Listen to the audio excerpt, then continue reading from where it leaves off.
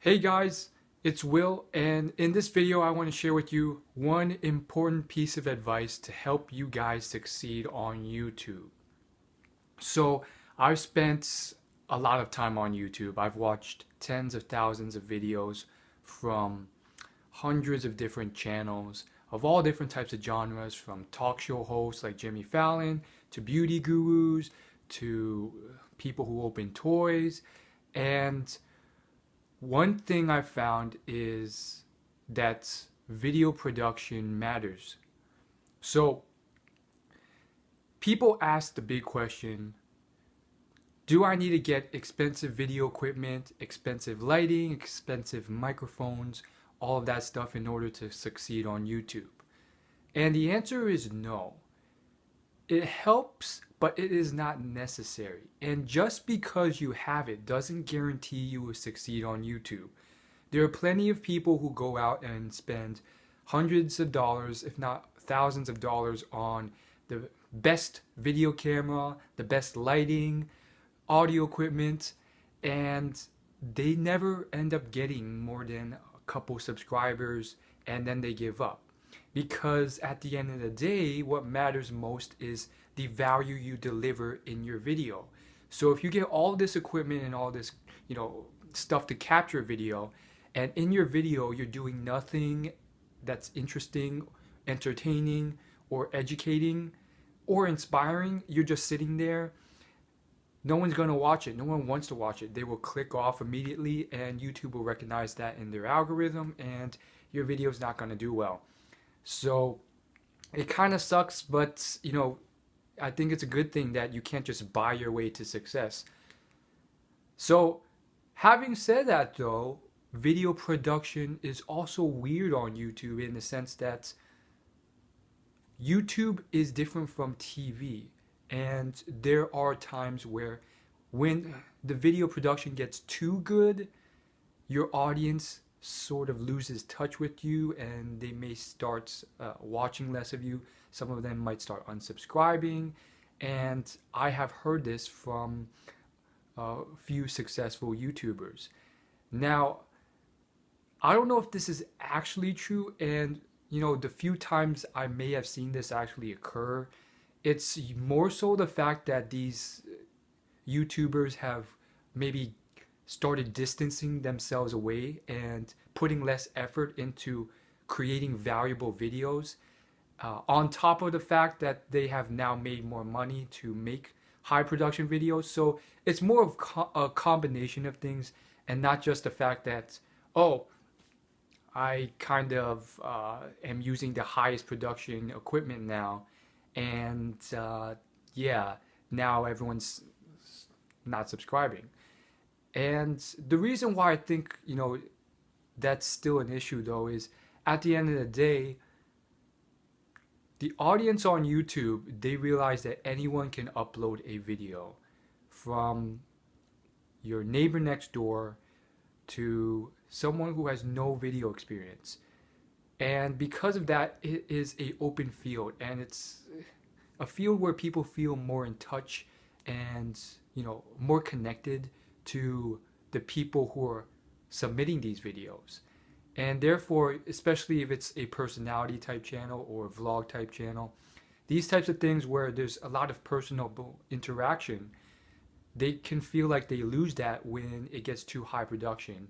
And all of a sudden, a girl or guy who may have started from 0 subscribers, claws her way up after a few years to making a lot of money off of YouTube, and slash, or having the budget to pay for all of this extensive stuff, they start to lose touch in a lot of ways. Rather than interacting and talking to their fans and stuff, it seems like they're releasing a video every month. They don't care about their fans anymore. They're just, buying high production equipment and so forth. So in that way, that is what I think a lot of the top YouTubers mean by, oh my goodness, my fans, the production, you don't want to get too deep with your production. And so basically, just realize that there is a certain level of cool and awesome to having a video camera that's not the highest quality because they may feel more personable to you. Now, that's not always the case, and I think this only kind of works for more personable type channels. So if you're just a nobody or uh, a average person who doesn't have a following, I think you're exactly in the field that I'm talking about. However, if you are already something incredible, like you're doing a talk show like Jimmy Fallon, or your whole skill set is producing high-end videos of nature or trees, then that's a different field altogether. People watch you because of your high-end, high-quality videos and a bunch of other stuff, and they recognize you from the start as this high production type person, and therefore, it'll still work. So, in conclusion, what you really want to do is focus more on the quality of your video rather than too much on the technicalities. And understanding that the quality of your video equipment and audio equipment and all that other stuff does matter. If you spend more on it, it does help. But if you don't have that core of actually having a valuable video in the first place, then all the video equipment and audio quality won't matter at all. And the last thing I want to bring up is an example. So Devin Supertramp is a very, very well-known YouTuber. A lot of people will recognize him immediately. He has millions of subscribers. And from the start, he filmed very well-cut, well-edited videos of epic scenery, epic places in nature, where he would travel to and bring very expensive equipment, and he would shoot this in just high definition. And he did that from the start, so people knew him from the start as this person who just filmed this, put it to great music. He wasn't on screen himself, he was always behind the camera, but people got to know him like that. And so this is a great example of how, high quality video really does matter. And the higher he upgrades his video equipment, the better his shooting is, and the better the overall video is, because that's exactly the value that he's had delivered. However, there's a lot of vloggers out there, some of them with millions of subscribers and millions of views per video, and their video camera is not super expensive at all. In fact, it's maybe $100 or $200 because it's good enough. And on top of that, every year, you can buy higher quality video cameras for cheaper and cheaper. So, it just helps every year. And on top of all this, he just focuses more on what matters, he or she, depending on who the vlogger is. But he focuses more on the real value deliverance, which is the personality and the relationship with their audience. And, also the fact that their camera is not the super most high end helps a lot because it's a bit more personable. Now, I want to add a final caveat because, you tend to run into things when you watch so much YouTube.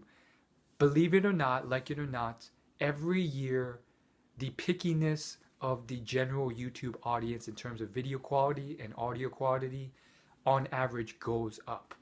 In fact, there are a lot of videos that only a couple years ago were considered decent quality videos that a lot of people watch, that now if you were to go back to them and you look at the most recent comments, there are a ton of them that say stuff like, oh, was this filmed on a potato?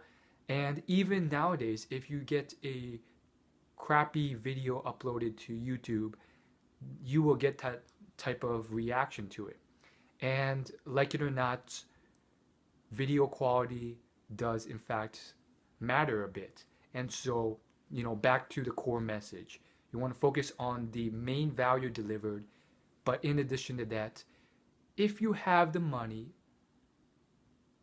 you want to up your video quality and audio quality. And again, the point is not to break your bank doing this.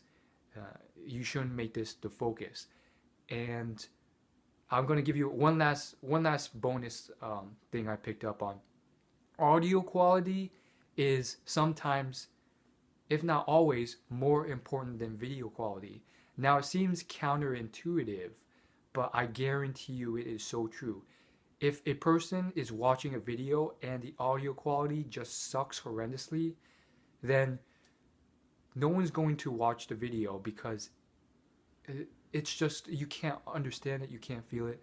And this has been tested, it's been shown, and people don't realize this or don't emphasize this because they think videos are a visual thing, and so they don't think audio quality matters.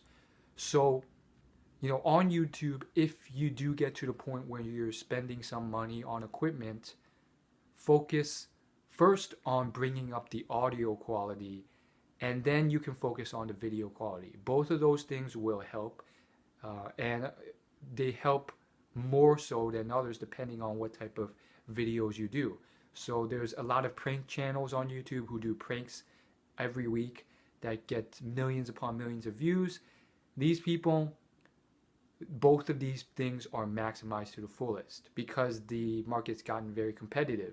So a lot of these people are filming in high definition, 180p or higher, and they have literally, if you just look in their videos, they have high audio equipment, microphones or hidden microphones on them that they have paid for. And on the flip side, in the vlogger space, same thing. And a gamer space, people want 60 frames per second. Now, having said all that, I do think, again, and I'm emphasizing this one last time because so many people do not get it and they rush in to buy all this equipment. Don't do this. Focus first on actually delivering value.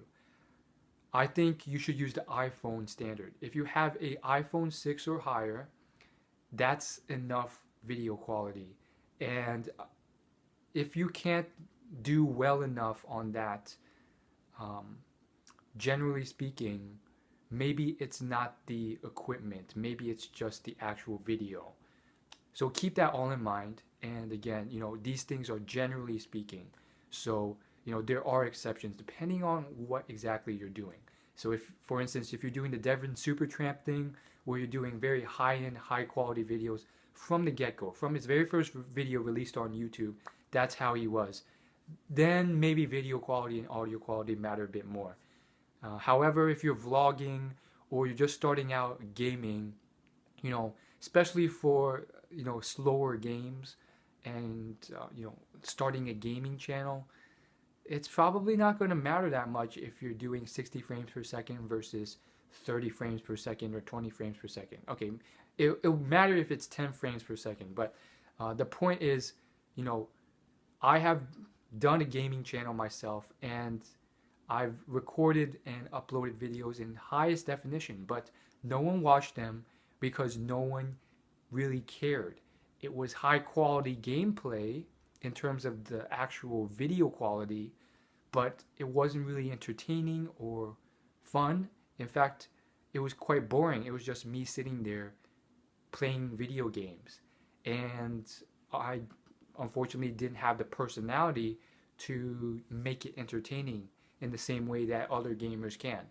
So keep those things in mind. And that's all I gotta say.